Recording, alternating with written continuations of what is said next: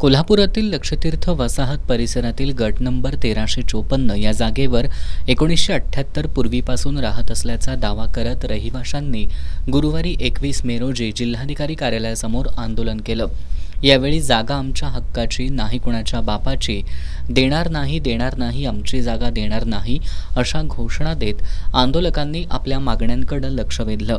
संबंधित जागेवर 1995 साली आरक्षण मिळालं असून 25 मार्च 2026च्या शासन निर्णयानुसार 2011 पर्यंतची अतिक्रमणं नियमित करण्याचा निर्णय शासनानं घेतलाय। हा निर्णय आम्हाला लागू होत असल्याचा दावा आंदोलकांनी केलाय। आम्ही राहत असलेल्या घरांबाबत न्यायालयात दावे सुरू आहेत। हे प्रकरण न्यायप्रविष्ट असताना आमची घरं हटवण्याबाबत करण्यात आलेले अर्ज चुकीचे असून आमच्यावर अन्याय केला जात असल्याचं रहिवाशांनी सांगितलंय।